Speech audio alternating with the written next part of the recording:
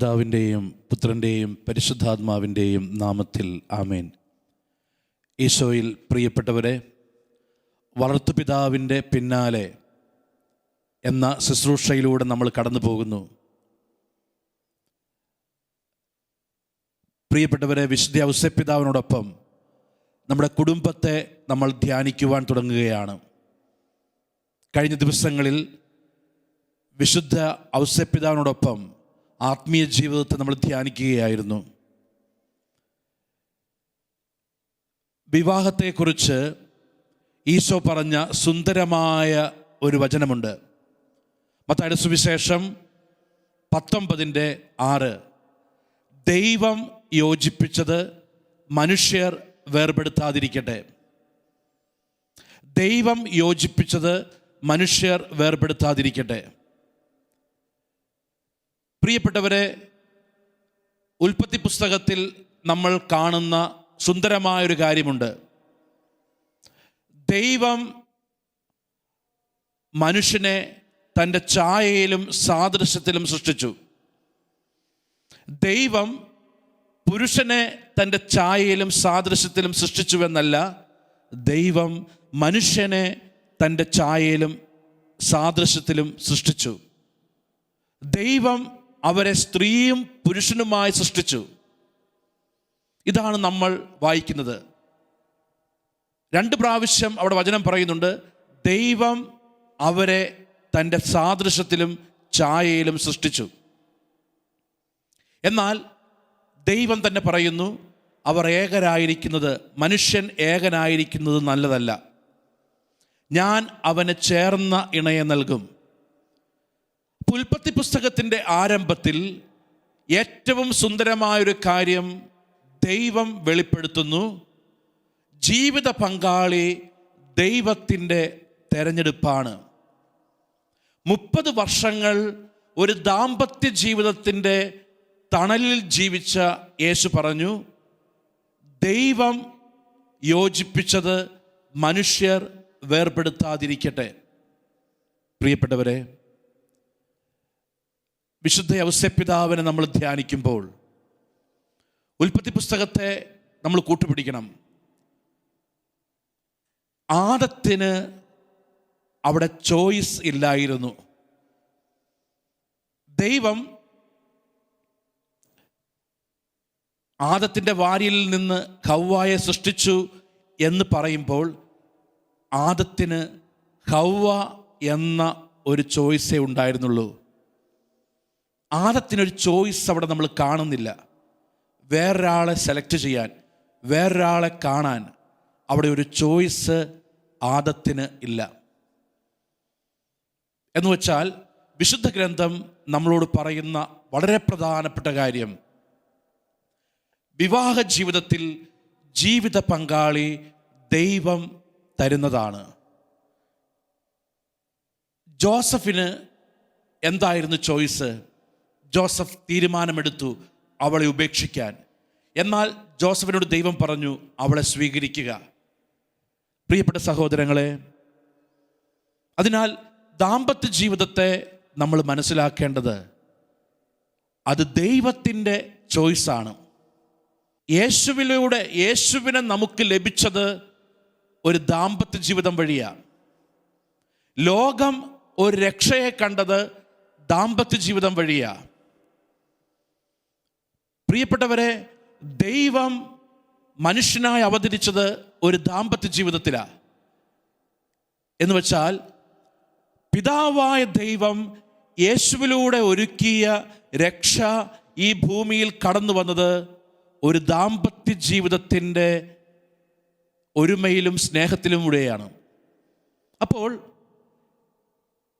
രക്ഷാകര ചരിത്രം അതിൻ്റെ പൂർണ്ണതയിൽ എത്തുന്നത് ഒരു ദാമ്പത്യ ജീവിതത്തിൻ്റെ തണലിലാണ്.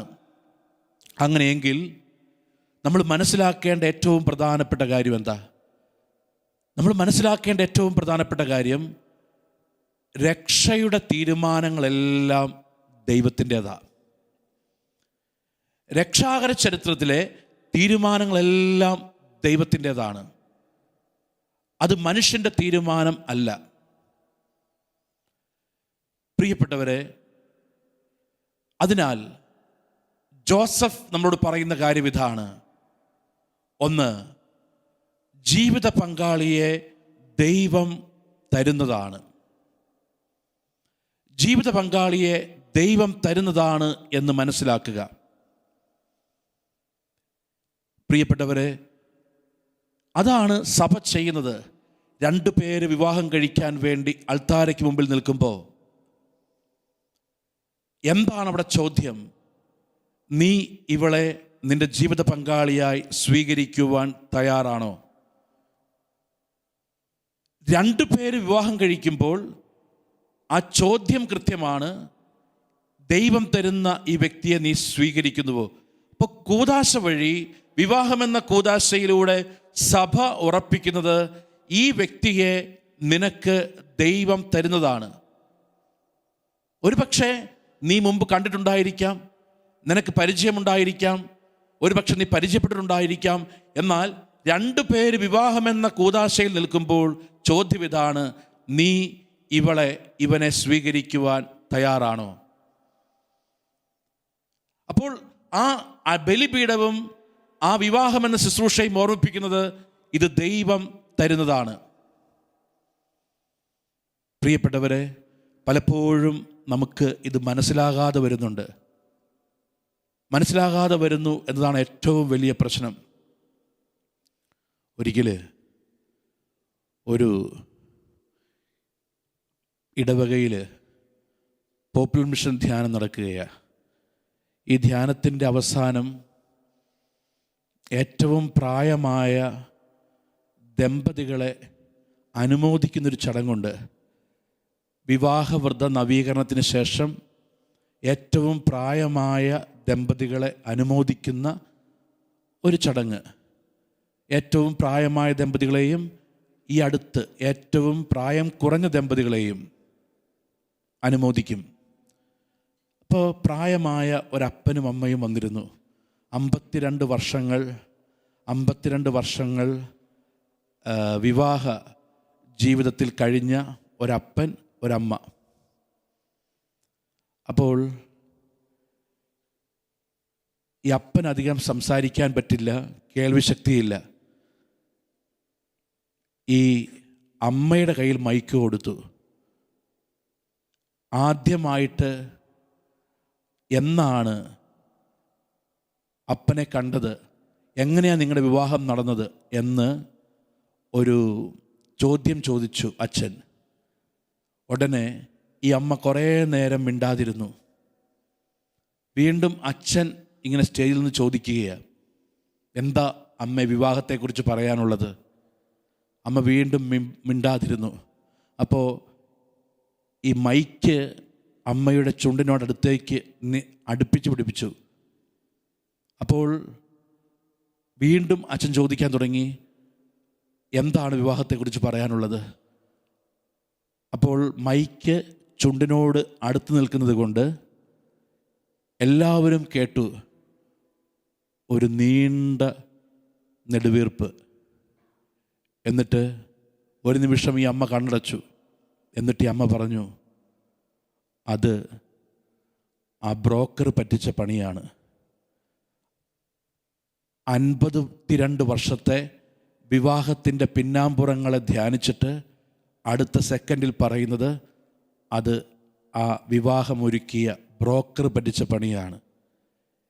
എന്ന് വച്ചാൽ കഴിഞ്ഞ 52 വർഷമായി ഈ അമ്മ ആ അപ്പനെ സ്വീകരിച്ചിരിക്കുന്നത് ബ്രോക്കറിൻ്റെ കയ്യിൽ നിന്നാണ്. പ്രിയപ്പെട്ടവരെ, നമ്മളൊരു കാര്യം ഓർക്കുക. ആദം എങ്ങനെയാണ് ഹവ്വായെ കണ്ടത്? ആദം കണ്ണു തുറന്നു ഉറക്കത്തിൽ നിന്ന്. ആദം ഉറക്കത്തിൽ നിന്ന് കണ്ണു തുറക്കുമ്പോൾ ഒരു സുന്ദരമായ കാഴ്ചയുണ്ട്. ഹവ്വയുടെ അടുത്ത് ദൈവം. ആദം ഹവ്വായെ കണ്ടത് ദൈവത്തോട് ചേർന്നാണ്. ആദം ഹവ്വായെ കണ്ടത് ദൈവത്തോട് ചേർന്നാണ്. ഇതാണ് നമ്മൾ കാണുന്ന ദാമ്പത്യ ജീവിതം. ഉൽപ്പത്തിയിൽ ആദം ദൈവത്തോട് ചേർന്ന് ഹവ്വായെ കണ്ടു. ആദം കണ്ണു തുറക്കുമ്പോൾ ഹവ്വ നിൽപ്പുണ്ട്, പക്ഷേ ഹവ്വയുടെ തൊട്ടടുത്ത് ദൈവം നിൽപ്പുണ്ട്. ഒരു കാര്യം ഉറപ്പാണ്, ജോസഫ് എങ്ങനെയാണ് മേരിയെ കണ്ടത്? ജോസഫ് എങ്ങനെ മറിയത്തെ കണ്ടു? ജോസഫ് മറിയത്തെ കാണുമ്പോൾ മറിയത്തിൻ്റെ ഉള്ളിൽ യേശുവുണ്ട്. ജോസഫ് മറിയത്തെ കണ്ടത് യേശുവിനോട് ചേർന്നാണ്.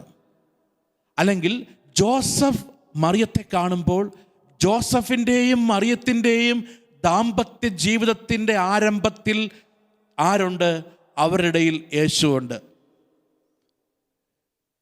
ഇത് നമ്മൾ മനസ്സിലാക്കേണ്ട ഏറ്റവും വലിയ യാഥാർത്ഥ്യമാണ്. ജോസഫും മറിയവും വിവാഹ ജീവിതത്തിൽ ഒന്നാകുമ്പോൾ വളരെ വ്യക്തമായിട്ട് തിരുവചനം പറയുന്നൊരു കാര്യമുണ്ട്. അവരുടെ മധ്യത്തിൽ യേശു ഉണ്ടായിരുന്നു.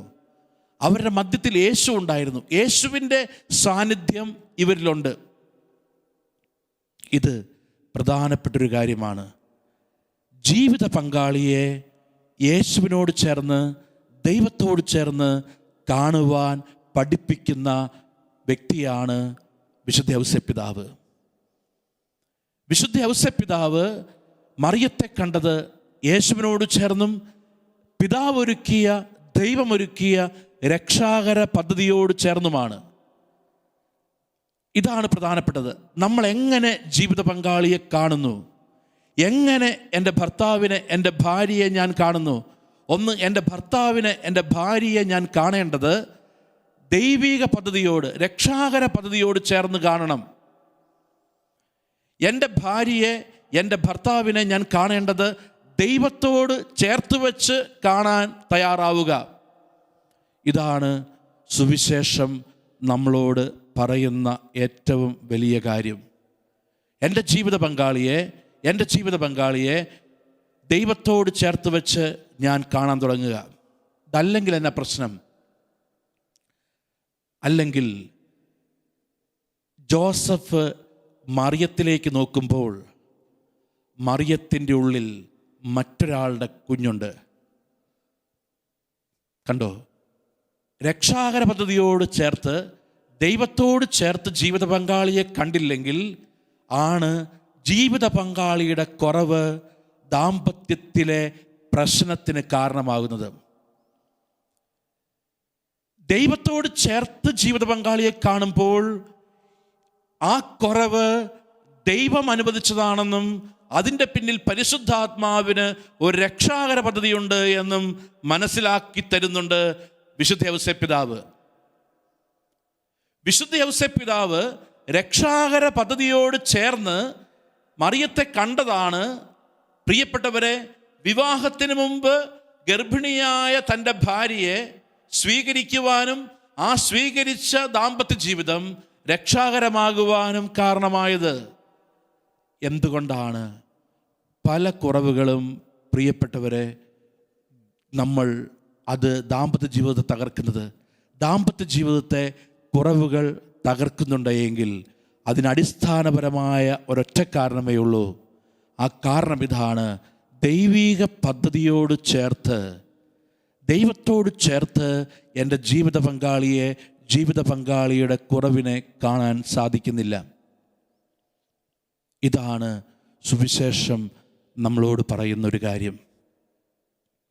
ജീവിത പങ്കാളിയുടെ കുറവിനെ ദൈവിക പദ്ധതിയോട് ചേർത്ത് ഞാൻ കാണാൻ തുടങ്ങുക. പ്രിയപ്പെട്ടവരെ, ഒരിക്കൽ ഡിവൈനിൽ ഒരു ധ്യാനം നടക്കുകയാണ്. ഞായറാഴ്ച ധ്യാനം കഴിഞ്ഞപ്പോൾ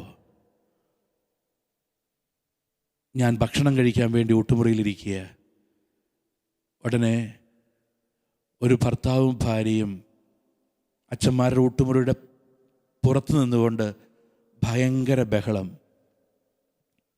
ഞാനിത് കേൾക്കുന്നുണ്ട്. പക്ഷെ എനിക്ക് ഒരാശ്വാസമുണ്ടായി. മലയാളം സെക്ഷനിലാണ് ഈ ധ്യാനം നടക്കുന്നത്. പക്ഷെ ദൈവാനുഗ്രഹം കൊണ്ട് ഇവർ രണ്ടുപേരും വഴക്കിടുന്നത് ഇംഗ്ലീഷിലാണ്. അതുകൊണ്ട് അധികം പേർക്കൊന്നും അത് മനസ്സിലാകുന്നില്ല. അവർ പറയുന്നത് ആർക്കും അധികം മനസ്സിലാകുന്നില്ല എന്നതുകൊണ്ട് ഞാൻ ഇങ്ങനെ തീരുമാനിച്ചു, ഭക്ഷണം കഴിഞ്ഞ് കണ്ടാൽ മതി അവരെ. ഞാൻ ഭക്ഷണം കഴിഞ്ഞ് പുറത്തേക്ക് ഇറങ്ങിയപ്പോൾ ഇവർ രണ്ടുപേരും ഭയങ്കരമായിട്ട് ഷൗട്ട് ചെയ്യാൻ തുടങ്ങി. ഒറ്റ കാര്യമേ ഉള്ളൂ, രണ്ടുപേരും പരസ്പരം കുറ്റപ്പെടുത്തുന്നു. അവൾ പറയുന്നു അവൻ എന്നെ ചതിച്ചു, അവൻ പറയുന്നു ഇവളെ എന്നെ ഒരിക്കലും സ്നേഹിച്ചിട്ടില്ല, ഇവളെ എനിക്കും ഒരിക്കലും സ്നേഹിക്കാൻ പറ്റുന്നില്ല. രണ്ടുപേരും പരസ്പരം ഷൗട്ട് ചെയ്യുകയാണ്. അച്ഛനോട് ഇപ്പോൾ സംസാരിക്കണം, രാത്രി 9:45 ഇവരെൻ്റെ പുറകെ വരുന്നുണ്ട്. ഇവർ വന്ന് എൻ്റെ മുറിയിൽ 2 കസേരയിലിരുന്നു. എനിക്ക് 1 മിനിറ്റ് പോലും ഇവർ തന്നില്ല. 1 മിനിറ്റ് സംസാരിക്കാൻ, എൻ്റെ വാ തുറക്കാൻ പോലും ഇവരെന്നെ അനുവദിച്ചില്ല. ഇവർ രണ്ടുപേരും പരസ്പരം തർക്കിച്ചു കൊണ്ടിരിക്കുക.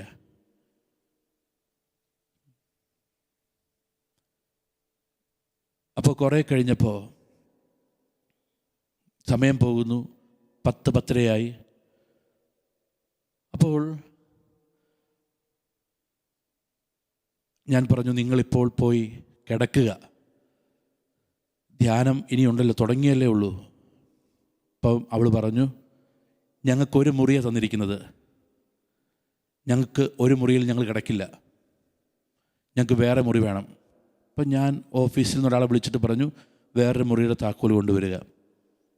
അയാൾ താക്കോൽ കൊണ്ടുവന്നു. അപ്പോൾ അവൻ പറഞ്ഞു, വേറെ മുറി പോരാ, അവൾ കിടക്കുന്ന ഫ്ലോറിൽ പോലും ഞാൻ കിടക്കില്ല. അപ്പം ഞാൻ വീണ്ടും താക്കോൽ കൊണ്ടിട്ട് പറഞ്ഞു, അവൾ കിടക്കുന്നത് 1st ഫ്ലോറിലാണ്, 3rd ഫ്ലോറിൻ്റെ ഒരു താക്കോൽ കൊണ്ടുവരിക. അങ്ങനെ 1st ഫ്ലോറിൽ ഭാര്യയെയും ഭർത്താവിനെ 3rd ഫ്ലോറിലും ഞാൻ കിടത്തി. ധ്യാനം മുമ്പോട്ട് പോവുകയാണ്. ധ്യാനത്തിൻ്റെ കുമ്പസാരം നടന്നുകൊണ്ടിരിക്കുക. രാവിലത്തെ കുമ്പസാരത്തിൻ്റെ ശുശ്രൂഷകൾ കഴിഞ്ഞ് കുമ്പസാരം നടന്നുകൊണ്ടിരിക്കുക. ഇപ്പോൾ കുമ്പസാരിപ്പിക്കാൻ അച്ഛന്മാർ വരുന്നുണ്ട്. ഇവരെ കുമ്പസാരിക്കാൻ ഹാളിലേക്ക് പറഞ്ഞു വിടുന്നുണ്ട്.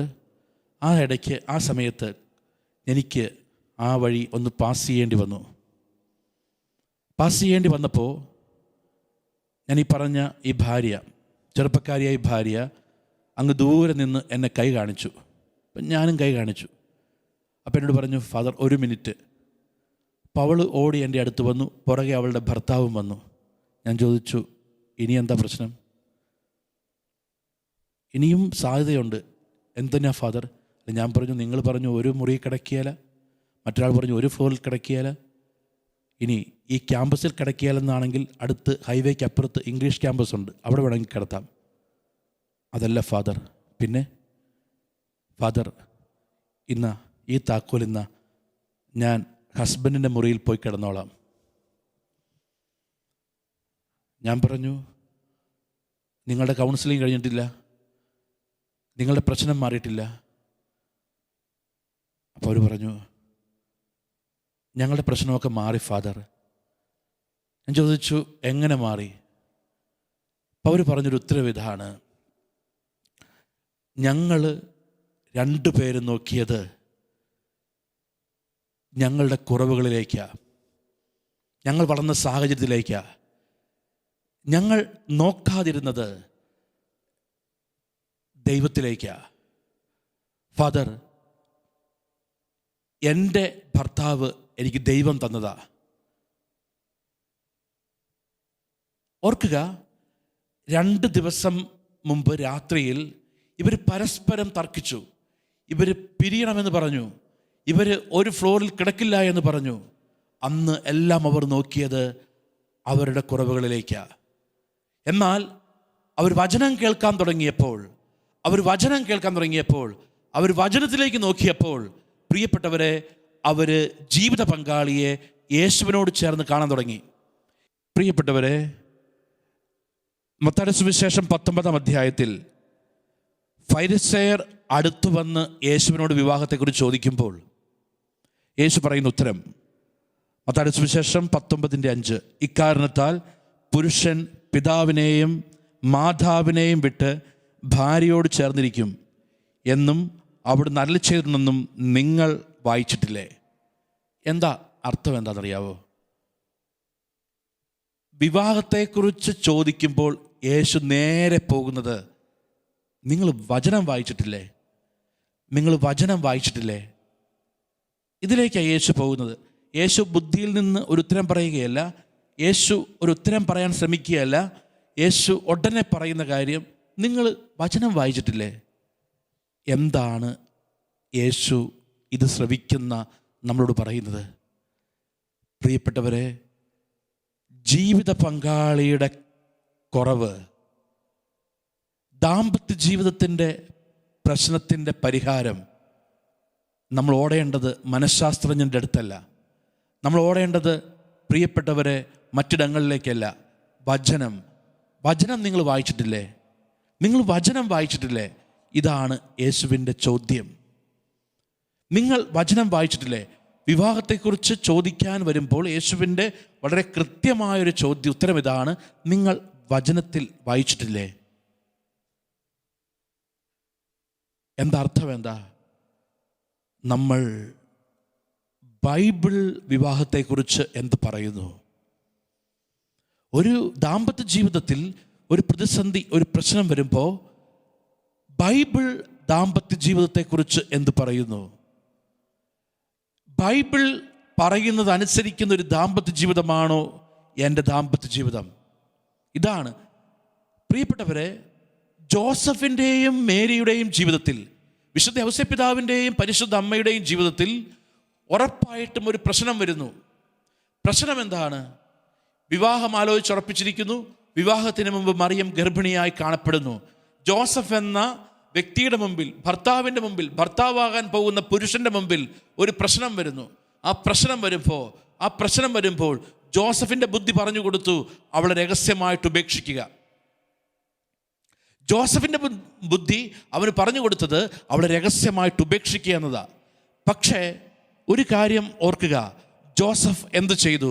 ജോസഫിനോട് ദൈവം സംസാരിച്ചു, നീ അവളെ സ്വീകരിക്കുക. ജോസഫിന് ഉത്തരം കിട്ടുന്നത് ദൈവവചനത്തിൽ നിന്നാണ്. ജോസഫിൻ്റെ പ്രശ്നത്തിന് ഉത്തരം കിട്ടുന്നത് ദൈവവചനത്തിൽ നിന്നാണ്. അതുകൊണ്ടാണ് ഈശോ പറയുന്നത്, നിങ്ങൾ വചനത്തിൽ വായിച്ചിട്ടില്ലേ? നിങ്ങൾ വചനത്തിൽ വായിച്ചിട്ടില്ലേ? പ്രിയപ്പെട്ടവരെ, ഇത് ശ്രവിക്കുന്ന ഓരോ കുടുംബവും മനസ്സിലാക്കേണ്ട ഒരു കാര്യമുണ്ട്. ഇന്ന് നമ്മുടെ കുടുംബങ്ങൾ, ഇന്ന് ദാമ്പത്യ ജീവിതം തകരുകയാണ്. ഒരു കുടുംബത്തിൻ്റെ അടിത്തറ എന്ന് പറഞ്ഞാൽ അത് വിവാഹ ജീവിതമാണ്.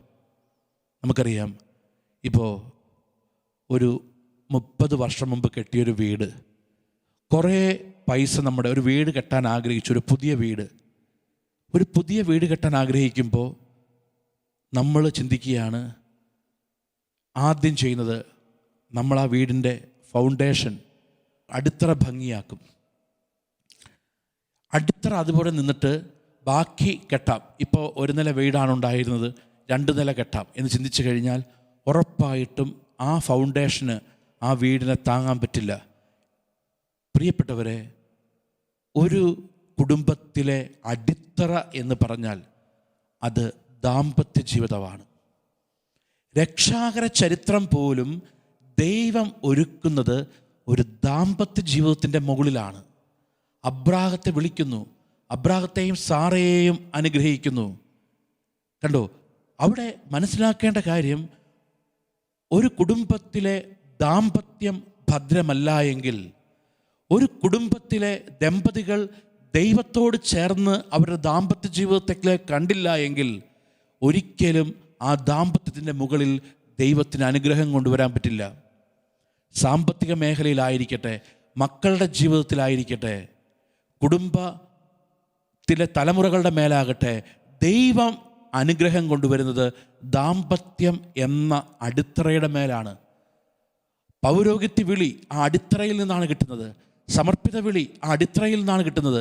തലമുറകൾ അനുഗ്രഹിക്കപ്പെടുന്നത് ദാമ്പത്യം എന്ന അടിത്തറയിൽ നിന്നാണ്. ഒരു കുടുംബം യേശുവിലൂടെ പിതാവ് ഒരുക്കിയ രക്ഷ സ്വീകരിക്കുന്നത് ദാമ്പത്യം എന്ന അടിത്തറയോട് ചേർത്ത് വെച്ചാണ്. അതിനാൽ ഒരു കാര്യം ഉറപ്പാണ്, കുറവില്ലാത്ത ഒരു ദാമ്പത്യ ജീവിതവും ഇല്ല. പ്രിയപ്പെട്ടവരെ, സാറയുടെയും അബ്രാഹത്തിൻ്റെയും ദാമ്പത്യ ജീവിതത്തിൽ കുറവുണ്ടായിരുന്നു. എലിസബത്തിൻ്റെയും സക്രിയാസിൻ്റെയും ദാമ്പത്യ ജീവിതത്തിൽ കുറവുണ്ടായിരുന്നു. ഓർക്കുക, പരിശുദ്ധ അമ്മയുടെയും വിശുദ്ധ ഔസേപ്പിതാവിൻ്റെയും ദാമ്പത്യ ജീവിതത്തിൽ കുറവുണ്ടായിരുന്നു. എന്നാൽ അവർ യേശുവിനോട് ചേർന്ന് പ്രിയപ്പെട്ടവരെ ജീവിത പങ്കാളിയെ കണ്ടു. ദൈവത്തോട് ചേർന്ന് ജീവിത പങ്കാളിയെ കണ്ടു. അപ്പോൾ ഔസേപ്പിതാവ് മറിയത്തെ കാണുമ്പോൾ മറിയത്തിൻ്റെ ഉള്ളിൽ യേശുവുണ്ട്. ഒരു പക്ഷേ അപ്പോൾ എന്ത് സംഭവിച്ചു? അത് മറിയത്തിൻ്റെ കുറവായിട്ടല്ല മാറുന്നത്, അത് ദൈവത്തിൻ്റെ പദ്ധതിയായിട്ട് കാണാൻ സാധിച്ചു. ദൈവത്തോട് ചേർന്ന് ജീവിത പങ്കാളിയെ കാണുമ്പോൾ നിന്റെ ജീവിത പങ്കാളിയിലുള്ള കുറവ് ദൈവിക പദ്ധതിയായിട്ട് മനസ്സിലാക്കാനും സ്വീകരിക്കുവാനും സാധിക്കും. ഇതാണ് പരിശുദ്ധാത്മാവ് നമ്മളെ പഠിപ്പിക്കുന്നത്. അതിനാൽ വിശുദ്ധ യൗസേപ്പിതാവ് നമ്മളോട് പറയുന്ന ഏറ്റവും പ്രധാനപ്പെട്ട കാര്യം, നമ്മുടെ ദാമ്പത്യ ജീവിതത്തെ, ജീവിത പങ്കാളിയെ യേശുവിനോട് ചേർത്ത്, ദൈവത്തോട് ചേർത്ത് കാണാൻ പഠിക്കുക. ദാമ്പത്യ ജീവിതത്തിൽ ഏത് പ്രശ്നമുണ്ടാകുമ്പോഴും ഇതാ വചനത്തിലേക്ക് പോവുക. ഇതാണ് ഈശോ പറയുന്നത്. 30 വർഷം ഒരു ദാമ്പത്യത്തിൻ്റെ തണൽ ജീവിച്ച യേശു പറയുന്നത്, എൻ്റെ അപ്പനും അമ്മയും അവരുടെ ദാമ്പത്യ ജീവിതത്തിൽ അവരുടെ പ്രശ്നമുണ്ടായപ്പോൾ അവർ തിരിഞ്ഞത് ദൈവവചനത്തിലേക്കാണ്. അതുപോലെ ജോസഫ് തിരിഞ്ഞതുപോലെ തിരിയുന്നവരാവുക. ജോസഫ് ദൈവത്തിലേക്ക് തിരിഞ്ഞതുപോലെ നമ്മളും ദൈവത്തിലേക്ക് തിരിയുക. നമ്മളും ജീവിത പങ്കാളിയെ ദൈവത്തോട് ചേർത്ത് വെച്ച് കാണാൻ തുടങ്ങുക. ഇതാണ് വിശുദ്ധ യൗസേപ്പിതാവ് നമ്മളോട് പറയുന്നതും പഠിപ്പിക്കുന്നതും. ആ കൃപയ്ക്ക് വേണ്ടി നമുക്ക് ഈ ആരാധനയിൽ പ്രാർത്ഥിക്കാം. ദൈവം നമ്മെ അനുഗ്രഹിക്കട്ടെ.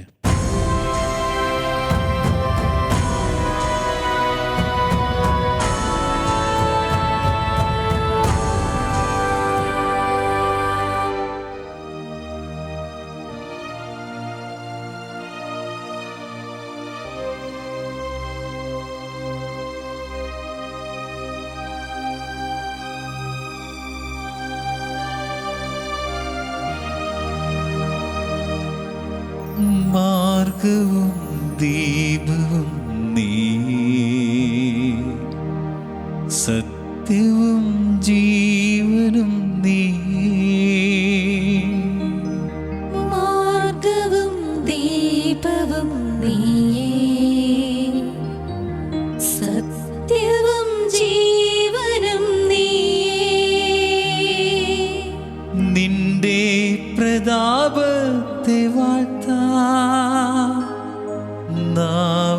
നാവുകൾക്കാവില്ല നാഥാ. നിന്റെ പ്രതാപത്തെ വാഴ്ത്താൻ നാവുകൾക്കാവില്ല നാഥാ. നാഥാ നാഥാ നീ വരണേ, യേശുവേ നാഥാ നീ വരണേ. യോഗ്യരല്ലെങ്കിലും ഞങ്ങൾ നിന്നെ തേടുന്നു നാഥാ നീ വരണേ. നാഥാ നാഥാ നീ വരണേ, യേശുവേ നാഥാ നീ വരണേ. യോഗ്യരല്ലെങ്കിലും ഞങ്ങൾ നിന്നെ തേടുന്നു നാഥാ നീ വരണേ. മാർഗവും ദീപവും നീ, സത്യവും ജീവനും നീ. മാർഗവും ദീപവും നീയേ, സത്യവും ജീവനും നീയേ. നിന്റെ പ്രതാപത്തെ വാഴ്ത്താൻ നാവുകൾക്കാവില്ല നാഥാ. നിന്റെ പ്രതാപത്തെ വാഴ്ത്താൻ നാവുകൾക്കാവില്ല നാഥാ. നാഥാ നാഥാ നീ വരണേ, യേശുവേ നാഥാ നീ വരണേ. യോഗ്യരല്ലെങ്കിലും ഞങ്ങൾ നിന്നെ തേടുന്നു നാഥാ നാഥാ നാഥാ നീ വരണേ. യേശുവേ നാഥാ നീ വരണേ. യോഗ്യരല്ലെങ്കിലും ഞങ്ങൾ നിന്നെ തേടുന്നു നാഥാ നീ വരണേ. പരിശുദ്ധ പരമ ദിവ്യകാരുണ്യത്തിന് എന്നേരവും ആരാധനയും സ്തുതിയും പുകഴ്ചയും ഉണ്ടായിരിക്കട്ടെ. പരിശുദ്ധ പരമ ദിവ്യകാരുണ്യത്തിന് എന്നേരവും ആരാധനയും സ്തുതിയും പുകഴ്ചയും ഉണ്ടായിരിക്കട്ടെ. പരിശുദ്ധ പരമ ദിവ്യകാരുണ്യത്തിന് എന്നേരവും ആരാധനയും സ്തുതിയും പുകഴ്ചയും ഉണ്ടായിരിക്കട്ടെ. പ്രിയപ്പെട്ടവരെ, ഒരു നിമിഷം നമുക്ക് കരങ്ങൾ കൂപ്പി ദിവ്യകാരുണ്യത്തിന് മുമ്പിലായിരിക്കാം. കഴിഞ്ഞ മണിക്കൂറിൽ വിശുദ്ധ ഔസേപ്പിതാവിനോട് ചേർന്ന് നമ്മൾ ധ്യാനിക്കുകയായിരുന്നു കുടുംബത്തിൻ്റെ അടിത്തറയായ ദാമ്പത്യത്തെ. ഉൽപ്പത്തി പുസ്തകത്തിൻ്റെ ആരംഭത്തിൽ നമ്മൾ കാണുന്നു, ദൈവം പറയുന്നു, നമുക്ക് നമ്മുടെ ഛായയിലും സാദൃശ്യത്തിലും മനുഷ്യനെ സൃഷ്ടിക്കാം. അവിടുന്ന് മനുഷ്യനെ സൃഷ്ടിച്ചു. എന്നാൽ ദൈവത്തിൻ്റെ ഛായയിലും സാദൃശ്യത്തിലും സൃഷ്ടിക്കപ്പെട്ട മനുഷ്യനെ നോക്കി ആ ദൈവം തന്നെ പറയുന്നു, മനുഷ്യൻ ഏകനായിരിക്കുന്നത് നല്ലതല്ല, ഞാൻ അവന് ചേർന്ന ഇണയെ നൽകും.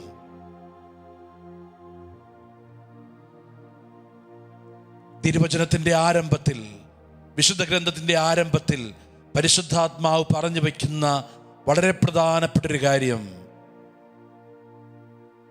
ദൈവമാണ് ജീവിത പങ്കാളിയെ തിരഞ്ഞെടുക്കുന്നത്. It is the choice of God. കാരണം ആദത്തിന് അവിടെ ചോയ്സ് ഒന്നുമില്ലായിരുന്നു.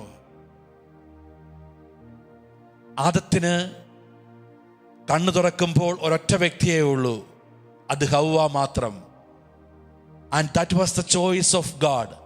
അത് ദൈവത്തിൻ്റെ തെരഞ്ഞെടുപ്പായിരുന്നു. പ്രിയപ്പെട്ടവരെ, വിശുദ്ധ ഗ്രന്ഥത്തിൻ്റെ ആരംഭത്തിൽ പരിശുദ്ധാത്മാവ് നമുക്ക് നൽകുന്നൊരു ബോധ്യം ഇതാണ്, ദൈവം ആണ് രക്ഷയുടെ തീരുമാനമെടുക്കുന്നത്.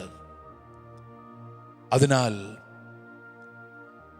ജോസഫിനെ നമ്മൾ ധ്യാനിക്കുമ്പോൾ ജോസഫിന്റെ തീരുമാനം ഇതായിരുന്നു, മറിയത്തെ ഉപേക്ഷിക്കുക.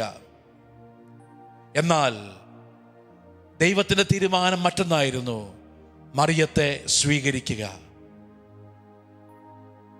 ഈ മണിക്കൂറിൽ പരിശുദ്ധാത്മാവ് നമ്മളോട് പറഞ്ഞു തരുന്ന വളരെ പ്രധാനപ്പെട്ടൊരു കാര്യം ഇതാണ്,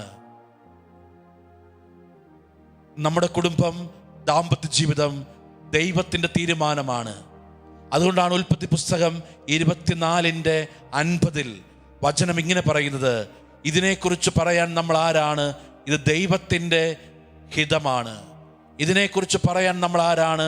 ഇത് ദൈവത്തിൻ്റെ ഇഷ്ടമാണ്. പ്രിയപ്പെട്ടവരെ,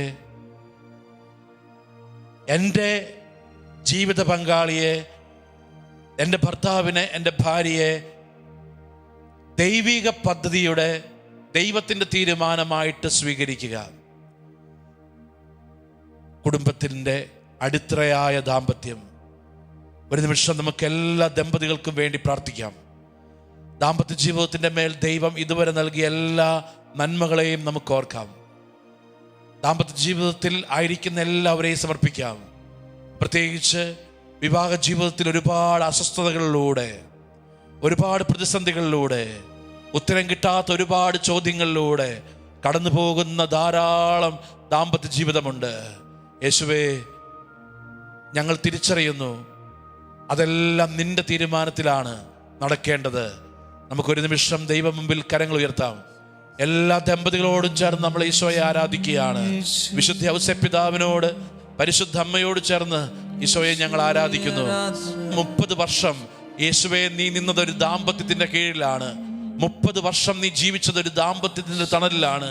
യേശുവേ, ആ ദാമ്പത്യ ജീവിതത്തോട് ചേർന്ന് ഞങ്ങൾ നിന്നെ ആരാധിക്കുന്നു. Hallelujah, hallelujah, hallelujah.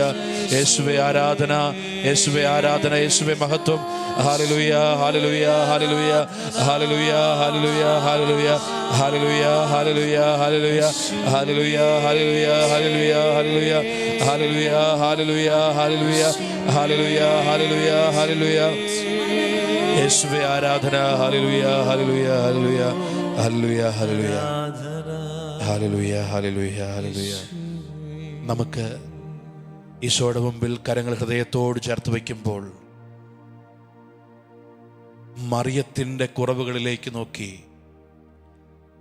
മറിയത്തെ സ്വീകരിക്കുവാൻ ശങ്കിച്ചു നിന്ന ജോസഫിനോട് സ്വർഗം പറയുന്ന, ദൈവത്തിൻ്റെ ദൂതൻ പറയുന്ന ഒരു സുവിശേഷമുണ്ട്. മറിയത്തെ സ്വീകരിക്കാൻ വിമുഖത കാണിച്ച, മറിയത്തെ രഹസ്യത്തിൽ ഉപേക്ഷിക്കുവാൻ തീരുമാനമെടുത്ത ഈ ദാമ്പത്യ ജീവിതം, ആലോചിച്ചുറപ്പിച്ചിരിക്കുന്ന ഈ ദാമ്പത്യ ജീവിതം ശരിയാകില്ല എന്ന് തീരുമാനിച്ച്, ആലോചനയിൽ നിന്ന് പിൻവാങ്ങാം എന്ന് തീരുമാനിച്ച ജോസഫിനോട് സ്വർഗം പറഞ്ഞ ഒരു കാര്യമുണ്ട്. അവളെ ഭാര്യയായി സ്വീകരിക്കുവാൻ ഭയപ്പെടേണ്ട. ഭയപ്പെടേണ്ട എന്ന വാക്ക് ബൈബിളിൽ എവിടെയെല്ലാം വരുന്നുവോ അവിടെയെല്ലാം ഒരു കാര്യം ദൈവം ഉറപ്പിക്കുന്നുണ്ട്: ഞാൻ കൂടെയുണ്ടാകും. ഭയപ്പെടേണ്ട എന്ന വാക്ക് അതാണ് എല്ലാ ദാമ്പത്യ ജീവിതത്തോടും ദൈവം പറയുന്ന വാക്ക്. നിങ്ങൾ ഭയപ്പെടേണ്ട, ഞാനുണ്ടാകും കൂടെ. പ്രിയപ്പെട്ടവരെ, പിന്നീട് ജോസഫിൻ്റെ ജീവിതം മുഴുവനും നമ്മൾ കാണുന്നത് ദൈവം കൂടെ നടക്കുന്നതാണ്. എല്ലാ ദാമ്പത്യ ജീവിതത്തോടും ദൈവം പറയുന്നുണ്ട്: നിങ്ങൾ ഭയപ്പെടേണ്ട. പ്രിയപ്പെട്ടവരെ, വിവാഹ ജീവിതം ദൈവത്തിൻ്റെ തീരുമാനമാണെന്ന് പറയുമ്പോൾ, ഒരു പുരുഷനും സ്ത്രീയും വിവാഹം കഴിക്കുവാൻ വേണ്ടി അൾത്താരയ്ക്ക് ബലിപീഠത്തിന് മുമ്പിൽ വരുമ്പോൾ, ആ ബലിപീഠത്തിൽ വച്ചാണ് ഈ ചോദ്യം വരുന്നത്: ഞാൻ തരുന്ന ജീവിത പങ്കാളിയെ സ്വീകരിക്കുവാൻ നീ തയ്യാറാണോ? കത്തോലിക്ക സഭ പഠിപ്പിക്കുന്നതനുസരിച്ച് it is the altar, it is the God who gives your life partner. നിന്റെ ജീവിത പങ്കാളിയെ നൽകുന്നത് ദൈവമാണ്. അത് നൽകപ്പെടുന്നത് വിവാഹമെന്ന കൂദാശയിലൂടെയാണ്. വിവാഹമെന്ന കൂദാശയിൽ വഴി ഇതാ ജീവിത പങ്കാളിയെ ദൈവം നൽകുന്നു. ആ വിവാഹമെന്ന കൂദാശയിലൂടെ സഭ ദൈവത്തിൻ്റെ ഭാഗത്ത് നിന്ന് ചോദിക്കുന്ന ചോദ്യം ഇതാണ്: ഈ നിൽക്കുന്ന ഭാര്യ, ഈ നിൽക്കുന്ന പുരുഷൻ നിനക്ക് വേണ്ടിയുള്ള ദൈവത്തിൻ്റെ തിരഞ്ഞെടുപ്പാണ്. Are you ready to accept? നീ സമ്മതനാണോ? നീ സമ്മതിക്കുന്നുവോ ഈ വ്യക്തിയെ സ്വീകരിക്കുവാൻ? ഇതാണ് ചോദ്യം. നമുക്ക് കരങ്ങൾ ഹൃദയത്തോട് ചേർത്ത് വയ്ക്കാം. കരങ്ങൾ ഹൃദയത്തോട് ചേർത്ത് വയ്ക്കുമ്പോൾ, പ്രിയപ്പെട്ടവരെ, എല്ലാ ദാമ്പത്യ ജീവിതത്തോടും ദൈവം പറയുന്നത് ഭയപ്പെടേണ്ട. അതിനാൽ ഈശോയെ, എല്ലാ വിവാഹ ജീവിതത്തെയും ഞങ്ങൾ സമർപ്പിക്കുന്നു. നമ്മളൊരു കാര്യം മനസ്സിലാക്കുക: ആദം നിദ്രയിൽ നിന്ന് കണ്ണു തുറന്നു. ആദം നിദ്രയിൽ നിന്ന് കണ്ണു തുറന്നപ്പോൾ ആദം ആദ്യമായി ഹവ്വായെ കണ്ടു. ആദം ഹവ്വായെ കാണുമ്പോൾ ഹവ്വയുടെ തൊട്ടടുത്ത് ദൈവമുണ്ട്. ആദം ഹവ്വായെ കണ്ടത് ദൈവത്തോട് ചേർന്നാണ്.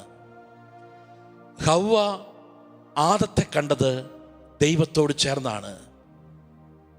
വിശുദ്ധ ഔസേപ്പിതാവ് മറിയത്തെ കാണുമ്പോൾ മറിയത്തിൻ്റെ ഉള്ളിൽ യേശുവുണ്ട് എന്ന് വെച്ചാൽ, ജോസഫ് മറിയത്തെ കണ്ടത് യേശുവിനോട് ചേർന്നാണ്. പരിശുദ്ധാത്മാവ് എല്ലാ ദാമ്പത്യ ജീവിതത്തോടും പറയുന്ന കാര്യം ഇതാണ്: നിന്റെ ജീവിത പങ്കാളിയെ ദൈവത്തോട് ചേർന്ന് കാണുക. നിന്റെ ജീവിത പങ്കാളിയെ ദൈവത്തോട് ചേർത്ത് വെച്ച് കാണുക. ഇതാണ് പരിശുദ്ധാത്മാവ് നമ്മളോട് പറയുന്ന കാര്യം. പ്രിയപ്പെട്ടവരെ, ദൈവത്തോട് ചേർത്ത് വെച്ച് കാണുമ്പോൾ മാത്രമേ ജീവിത പങ്കാളിയിലുള്ള കുറവ് ദൈവിക പദ്ധതിയും രക്ഷയുടെ ഭാഗവുമാണ് എന്ന് അംഗീകരിക്കാൻ പറ്റൂ. അതുവരെയും ജോസഫ് ചിന്തിച്ചിരുന്നത്, മറിയത്തെ കാണുന്നത് വരെ ജോസഫ് ചിന്തിച്ചിരുന്നത് എന്തായിരുന്നു? ഇവൾ വിവാഹത്തിന് മുമ്പ് ഗർഭം ധരിക്കപ്പെട്ടവൾ, അത് ഒരു കുറവ്. എന്നാൽ യേശുവിനോട് ചേർന്ന് മറിയത്തെ കണ്ടപ്പോൾ അത് പരിശുദ്ധാത്മാവിൻ്റെ ഇടപെടൽ, അത് വരാനിരിക്കുന്ന രക്ഷകൻ. അപ്പോൾ ജീവിത പങ്കാളിയെ യേശുവിനോട് ചേർത്ത് വെച്ച് കാണുമ്പോൾ, പ്രിയപ്പെട്ടവരെ, ജീവിത പങ്കാളിയുടെ കുറവ് ദൈവിക പദ്ധതിയുടെ ഭാഗവും രക്ഷാകരവുമായി മാറുമെന്ന് ഓർമ്മിപ്പിക്കുന്നു വിശുദ്ധ യൗസേപ്പിതാവ്. ഈ നിമിഷം നമ്മളെല്ലാ ദമ്പതികൾക്കും വേണ്ടി പ്രാർത്ഥിക്കുക. ദാമ്പത്യമെന്ന അടിത്തറയിലാണ് ദൈവം യേശുവിനെ കൊണ്ടുവന്നത്. ദാമ്പത്യത്തിലാണ് ലോകം രക്ഷകനെ കണ്ടത്. ദാമ്പത്യത്തിലാണ് ലോകം പാപവിമോചനകനെ കണ്ടത്. ദാമ്പത്യത്തിലാണ് ലോകം സകലരുടെയും രക്ഷ കണ്ടത്. എന്ന് വെച്ചാൽ നിന്റെ ദാമ്പത്യ ജീവിതത്തിലാണ് നിന്റെ കുടുംബം രക്ഷ അനുഭവിക്കേണ്ടത്. നിന്റെ ദാമ്പത്യ ജീവിതത്തിലാണ് നിന്റെ കുടുംബം യേശുവിൻ്റെ സ്നേഹം അനുഭവിക്കേണ്ടത്. നിന്റെ ദാമ്പത്യ ജീവിതത്തിലാണ് നിന്റെ കുടുംബം യേശുവിൻ്റെ സമാധാനം അനുഭവിക്കേണ്ടത്. നിന്റെ ദാമ്പത്യ ജീവിതം വഴിയാണ് നിന്റെ കുടുംബം യേശുവിൻ്റെ അനുഗ്രഹം സ്വീകരിക്കേണ്ടത്. എന്ന് വെച്ചാൽ ഒരു ദാമ്പത്യ ജീവിതത്തിലാണ് യേശുവിനെ ലഭിക്കുന്നത്. ഒരു ദാമ്പത്യ ജീവിതം വഴിയാണ് യേശുവിനെ പിതാവ് നൽകുന്നത്. നമുക്കെല്ലാ ദമ്പതികളെയും സമർപ്പിക്കാം, കുടുംബത്തെ സമർപ്പിക്കാം. ഇതാ ഈ വചനം ഓർക്കുക, 1 കൊറിന്തോസ് 7:14. അവിശ്വാസിയായ ഭർത്താവ് വിശ്വാസിനിയായ ഭാര്യ മുഖേന വിശുദ്ധീകരിക്കപ്പെടും. അവിശ്വാസിനിയായ ഭാര്യ വിശ്വാസിയായ ഭർത്താവ് മുഖേന വിശുദ്ധീകരിക്കപ്പെടും. നമുക്ക് നമ്മുടെ കുടുംബത്തിലെ എല്ലാ ദമ്പതികൾക്ക് വേണ്ടിയും പ്രാർത്ഥിക്കാം. എല്ലാ ദാമ്പത്യ ജീവിതത്തെയും യേശുവെ സമർപ്പിക്കുന്നു. നമ്മുടെ മക്കൾ, അവരുടെ ദാമ്പത്യ ജീവിതം, നമ്മുടെ കുടുംബം, അവരുടെ ദാമ്പത്യ ജീവിതം, എൻ്റെ ജീവിത പങ്കാളി സമർപ്പിച്ച് ഒരിക്കൽ കൂടി നമുക്ക് പാടി പ്രാർത്ഥിക്കാം. വിശുദ്ധീകരിക്കണമേ. വിശുദ്ധീകരിച്ചിടണേ ദൈവമേ, വിശുദ്ധീകരിച്ചിടണേ. എൻ ദേഹവും ആത്മാവും മാനസവും പൂർണ്ണമായി പവിത്രീകരിച്ചിടണേ. വിശുദ്ധീകരിച്ചിടണേ ദൈവമേ, വിശുദ്ധീകരിച്ചിടണേ. എൻ ദേഹവും ആത്മാവും മാനസവും പൂർണ്ണമായി പവിത്രീകരിച്ചിടണേ. പ്രിയപ്പെട്ടവരെ, നമ്മളെല്ലാവരും മാമോദീസായിലൂടെ ക്രിസ്തുവിൻ്റെ രാജകീയ പൗരോഹിത്യത്തിൻ്റെ ഭാഗമാണ്. അതുകൊണ്ട് തന്നെ ഒരു കുടുംബനാഥൻ ഒരു കുടുംബത്തെ വിശുദ്ധീകരിക്കുന്ന വ്യക്തിയാണ്. ഒരു കുടുംബനാഥൻ ഒരു കുടുംബത്തിന് വേണ്ടി ബലിയർപ്പിക്കുന്ന വ്യക്തിയാണ്. ഈ നിമിഷം ഈശോയുടെ ദിവ്യകാരുണ്യത്തോട് ഈശോയെ ഞങ്ങളുടെ കുടുംബങ്ങളെ ചേർത്ത് വയ്ക്കുന്നു. യേശുവേ, തകരാമായിരുന്നൊരു കുടുംബം, ആരംഭത്തിൽ തന്നെ പ്രശ്നങ്ങളുടെ കാർമേഘം അടിഞ്ഞുകൂടിയ ഒരു കുടുംബം, ആ കുടുംബത്തെ ദൈവത്തോട് ചേർത്ത് വെച്ച് വിശുദ്ധീകരിച്ച വിശുദ്ധ ഔസേപ്പിതാവിൻ്റെ മാധ്യസ്ഥത്തോട് ചേർത്ത് ഞങ്ങളുടെ കുടുംബങ്ങളെ സമർപ്പിക്കുന്നു. ഈ നിമിഷം നമ്മുടെ കുടുംബങ്ങളുടെ വിശുദ്ധീകരണത്തിന് വേണ്ടി പ്രാർത്ഥിക്കാം. കുടുംബങ്ങളുടെ വിശുദ്ധീകരണത്തിലൂടെ മാത്രമേ പ്രിയപ്പെട്ടവരെ രക്ഷ നമ്മുടെ കുടുംബം അനുഭവിക്കുകയുള്ളൂ. കരങ്ങൾ ഹൃദയത്തോട് ചേർത്ത് വെച്ച് നമ്മുടെ കുടുംബങ്ങളെ സ്വാധീനിച്ചു കൊണ്ടിരിക്കുന്ന എല്ലാ അസ്വസ്ഥതകളെയും യേശുവേ ദിവ്യകാരുണ്യത്തോട് ഞങ്ങൾ ചേർത്ത് വെച്ച് പ്രാർത്ഥിക്കുന്നു. നമുക്ക് പ്രാർത്ഥിക്കാം. വിശുദ്ധീകരിച്ചിടണേ ദൈവമേ, വിശുദ്ധീകരിച്ചിടണേ. എൻ ദേഹവും ആത്മാവും മാനസവും പൂർണ്ണമായി പവിത്രീകരിച്ചിടണേ. വിശുദ്ധീകരിച്ചിടണേ ദൈവമേ, വിശുദ്ധീകരിച്ചിടണേ. എൻ ദേഹവും ആത്മാവും മാനസവും പൂർണ്ണമായി പവിത്രീകരിച്ചിടണേ. കരങ്ങൾ ഹൃദയത്തോട് ചേർത്ത് വയ്ക്കുമ്പോൾ കുടുംബജീവിതത്തിൽ, ദാമ്പത്യ ജീവിതത്തിൽ ഒരുപാട് തടസ്സങ്ങൾ ഇന്ന് അനുഭവിക്കുന്നുണ്ട്. നമ്മൾ ചോദിക്കുന്നൊരു ചോദ്യം ഇതാണ്: എന്തുകൊണ്ടാണ് ഈ തടസ്സം? ദൈവം എന്തിനാണ് ഈ തടസ്സം അനുവദിച്ചിരിക്കുന്നത്?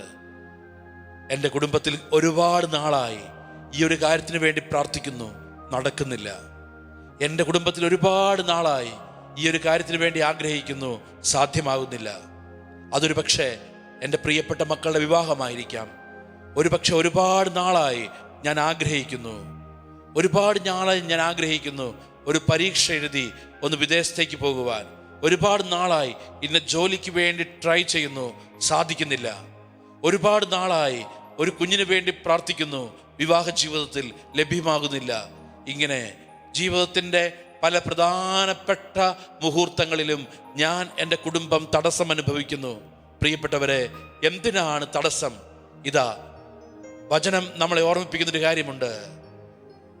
ദൈവം, നിയമാവർത്തന പുസ്തകം നമ്മൾ ഇപ്രകാരം വായിക്കും: അവിടുന്ന് 40 വർഷം നിങ്ങളെ മരുഭൂമിയിൽ നിർത്തിയത് അപ്പം കൊണ്ട് മാത്രമല്ല, ദൈവത്തിൻ്റെ വചനം കൊണ്ട് കൂടിയാണ് മനുഷ്യൻ ജീവിക്കുന്നതെന്ന് ബോധ്യപ്പെടുത്താൻ വേണ്ടിയ. എല്ലാ തടസ്സങ്ങളും, എല്ലാ ഭൗതിക തടസ്സങ്ങളും ആത്മീയ വിശുദ്ധീകരണത്തിന് വേണ്ടിയാണ് എന്ന് വചനം ഓർമ്മിപ്പിക്കുന്നു. എല്ലാ ഭൗതിക തടസ്സങ്ങളുടെയും പിന്നിൽ ആത്മീയ വിശുദ്ധീകരണത്തിൻ്റെ ഒരു തലം ദൈവം കാണുന്നുണ്ട്. അതുകൊണ്ടാണ് ജോഷുവായോട് ദൈവം പറഞ്ഞു, നിങ്ങളെ തന്നെ വിശുദ്ധീകരിക്കുക, ദൈവം അത്ഭുതം ചെയ്യും. ഈ നിമിഷം പ്രിയപ്പെട്ടവരെ, ആത്മീയ വിശുദ്ധീകരണത്തിന് വേണ്ടി പ്രാർത്ഥിക്കുകയാണ് നമ്മൾ. അനേകം കുടുംബങ്ങളിൽ നിലനിൽക്കുന്ന തടസ്സങ്ങൾ മാറിപ്പോകുവാൻ, അനേകം കുടുംബങ്ങളിൽ നിലനിൽക്കുന്ന തടസ്സങ്ങൾ യേശുവിൻ്റെ നാമത്തിൽ മാറിപ്പോകുവാൻ നമ്മൾ പ്രാർത്ഥിക്കുന്ന സമയമാണ്. ഏതൊക്കെ തടസ്സം, ഏതൊക്കെ കാര്യത്തെ ഓർത്ത് ഞാൻ ഭാരപ്പെട്ടു നിൽക്കുന്നുവോ, ഒരു പക്ഷേ ഇപ്പോൾ ഈ ശുശ്രൂഷ കണ്ടുകൊണ്ടിരിക്കുന്നവർ ഇങ്ങനെ ചിന്തിക്കുന്നുണ്ട്: ദൈവമേ, എൻ്റെ കാര്യമാണല്ലോ പറയുന്നത്, എൻ്റെ കുടുംബത്തിലാണല്ലോ, എൻ്റെ ജീവിതത്തിലാണല്ലോ ഈ തടസ്സം നിലനിൽക്കുന്നത്. ഈ കാര്യം നീ ഓർക്കുക. ഇതാ, നിനക്ക് ഒരു ജോലി തരാൻ, നിനക്കൊരു വീട് തരാൻ, നീ ആഗ്രഹിക്കുന്നൊരു സ്ഥലം വിൽക്കാൻ ദൈവത്തിന് ഒരു സെക്കൻഡ് വേണ്ട. എന്നാൽ ദൈവം ആഗ്രഹിക്കുന്നത് യേശുവിലൂടെ പിതാവ് ഒരുക്കിയ രക്ഷയ്ക്ക് തടസ്സം നിൽക്കുന്ന ജീവിത സാഹചര്യങ്ങളെ വിശുദ്ധീകരിക്കുക എന്നതാണ്. 2 കരങ്ങളും ഹൃദയത്തോട് ചേർത്ത് വെച്ച്, യേശുവേ, എൻ്റെ ജീവിതത്തിൽ തടസ്സത്തിന് പിന്നിൽ നിൽക്കുന്ന എല്ലാ ആത്മീയ തടസ്സങ്ങളെയും മാറ്റി എൻ്റെ ജീവിതത്തെ വിശുദ്ധീകരിക്കണമേ. ഒരിക്കൽ കൂടി നമുക്ക് പാടി പ്രാർത്ഥിക്കാം. വിശുദ്ധീകരിച്ചിടണേ ദൈവമേ, വിശുദ്ധീകരിച്ചിടണേ. എൻ ദേഹവും ആത്മാവും മാനസവും പൂർണ്ണമായി പവിത്രീകരിച്ചിടണേ. വിശുദ്ധീകരിച്ചിടണേ ദൈവമേ, വിശുദ്ധീകരിച്ചിടണേ. എൻ ദേഹവും ആത്മാവും മാനസവും പൂർണ്ണമായി പവിത്രീകരിച്ചിടണേ. പ്രിയപ്പെട്ടവരെ, നമ്മളിപ്പോൾ പ്രാർത്ഥിക്കുന്ന സമയമാണ്. ഏത് സാഹചര്യത്തിലായിരിക്കുന്ന വ്യക്തിയും ഈ വചനത്തിൻ്റെ അഭിഷേകം കടന്നു വരുവാൻ വേണ്ടി പ്രാർത്ഥിക്കുക. 1 യോഹന്നാൻ 1:7, അവിടുത്തെ പുത്രനായ യേശുവിൻ്റെ രക്തം എല്ലാ പാപത്തിൽ നിന്നും നിങ്ങളെ വിശുദ്ധീകരിക്കും. കൊളോസോസ് 2:14, നമുക്ക് ദോഷകരമായിരുന്ന എല്ലാത്തിനെയും അവൻ കുരിശിൽ തറച്ച് നിഷ്കാസനം ചെയ്തു. വീണ്ടും വചനം ഓർമ്മിപ്പിക്കുന്നു. റോമ 8:31, സ്വപുത്രനെ നൽകിയവൻ അവനോടൊപ്പം സകലതും നമുക്ക് ദാനമായി നൽകാതിരിക്കുമോ? സ്വപുത്രനെ നൽകിയവൻ അവനോടൊപ്പം സകലതും ദാനമായി നൽകാതിരിക്കുമോ? എന്തിനാണ് സ്വപുത്രനെ ദൈവം നൽകിയത്? സ്വപുത്രനെ ദൈവം നൽകിയത് എന്തിനു വേണ്ടിയെന്ന് മത്തായി 1:21, നീ അവനെ യേശുവെന്ന് പേരിടണം, അവൻ തൻ്റെ ജനത്തെ പാപത്തിൽ നിന്ന് മോചിപ്പിക്കും. സ്വപുത്രനെ പിതാവ് നൽകിയത് സകല മനുഷ്യരുടെയും പാപത്തിൽ നിന്ന് മോചനത്തിന് വേണ്ടിയാണ്. എന്ന് വച്ചാൽ യേശുവിലൂടെ പിതാവ് ഒരുക്കിയ രക്ഷ നമ്മുടെ കുടുംബത്തിലേക്ക്, ജീവിതത്തിലേക്ക് വരുന്നത് പാപമോചനത്തോട് ചേർന്നാണ്. ഈ നിമിഷം നമുക്ക് 2 കരങ്ങളും യേശുവിൻ്റെ സന്നിധിയിൽ ഉയർത്തിപ്പിടിക്കാം. ഇപ്പോൾ നമ്മൾ പ്രാർത്ഥിക്കുകയാണ്. ഇപ്പോൾ ഈ നിമിഷം പ്രാർത്ഥിക്കുന്ന ഓരോ വ്യക്തിയിലും കുടുംബത്തിലും യേശുവേ കൃപ ഇറങ്ങാൻ വേണ്ടി ഞങ്ങൾ പ്രാർത്ഥിക്കുന്നു. പ്രത്യേകിച്ച് ദാമ്പത്യ ജീവിതത്തിലുള്ള തടസ്സങ്ങൾ, അനേകം ദാമ്പത്യ ജീവിതം പല പ്രതിസന്ധിയിൽ നിൽക്കുന്നുണ്ട്. ജീവിത പങ്കാളിയെ സംശയിക്കുന്ന, ജീവിത പങ്കാളിയോട് സ്നേഹിക്കാൻ പറ്റാത്ത, ജീവിത പങ്കാളിയിൽ നിന്ന് ഒരുപാട് മുറിവുകളേറ്റ, ദാമ്പത്യ ജീവിതത്തിൽ പരസ്പരം അംഗീകരിക്കാൻ പറ്റാത്ത, പരസ്പരം മനസ്സിലാക്കാൻ പറ്റാത്ത, പരസ്പരം ക്ഷമിക്കാൻ പറ്റാത്ത, പരസ്പരം വിട്ടുകൊടുക്കാൻ പറ്റാത്ത അനേകം ദാമ്പത്യ ജീവിതങ്ങളെ യേശുവേ ഞങ്ങളിപ്പോൾ സമർപ്പിച്ച് പ്രാർത്ഥിക്കുന്നു. ഇപ്പോൾ ദാമ്പത്യ ജീവിതത്തിൻ്റെ മേലുള്ള, കുടുംബത്തിൻ്റെ മേലുള്ള എല്ലാ പൈശാചിക ബന്ധനങ്ങളും, എല്ലാ തിന്മയുടെ അരൂപിയും മാറിപ്പോകുവാൻ വേണ്ടി ഞങ്ങൾ പ്രാർത്ഥിക്കുന്നു. യേശുവിനോട് ചേർന്ന്, ദൈവത്തോട് ചേർന്ന് ജീവിത പങ്കാളിയെ കാണുവാൻ, ദൈവത്തോട് ചേർന്ന് കുടുംബത്തിലെ പ്രിയപ്പെട്ടവരെ കാണുവാൻ, യേശുവിനോട് ചേർന്ന് കുടുംബത്തിലെ പ്രിയപ്പെട്ടവരെ കാണുവാൻ, എൻ്റെ കുടുംബത്തിലെ ഓരോ വ്യക്തിയും ദൈവത്തിൻ്റെ തെരഞ്ഞെടുപ്പാണെന്ന് തിരിച്ചറിയുവാൻ യേശുവേ കൃപ നൽകണമേ എന്ന് പ്രാർത്ഥിച്ച് ഞങ്ങൾ സ്തുതിക്കുന്നു. Hallelujah, hallelujah, hallelujah. യേശുവേ ആരാധന. Hallelujah, hallelujah. യേശുവേ ആരാധന. Hallelujah, hallelujah, hallelujah, hallelujah, hallelujah. യേശുവേ ആരാധന. Hallelujah, hallelujah. യേശുവേ ആരാധന. Hallelujah, hallelujah. യേശുവേ ആരാധന. Hallelujah, hallelujah. കരങ്ങൾ കൂപ്പി നമുക്ക് ഈശോയുടെ ആശീർവാദം സ്വീകരിക്കാൻ വേണ്ടി ഒരുങ്ങാം. പ്രത്യേകിച്ച് ഈ ആശീർവാദത്തിൻ്റെ സമയത്ത് വിശുദ്ധ ഔസേപ്പിതാവ് വഴി യേശുവേ എല്ലാ ദമ്പതികൾക്കും വേണ്ടി ഞങ്ങൾ പ്രാർത്ഥിക്കുന്നു. വിവാഹത്തിൽ അസ്വസ്ഥത അനുഭവിക്കുന്നവർക്ക് വേണ്ടി പ്രാർത്ഥിക്കുന്നു. യേശുവേ ഇപ്പോൾ നിന്റെ കൃപ ഇറങ്ങട്ടെ ഞങ്ങൾ പ്രാർത്ഥിക്കുന്നു.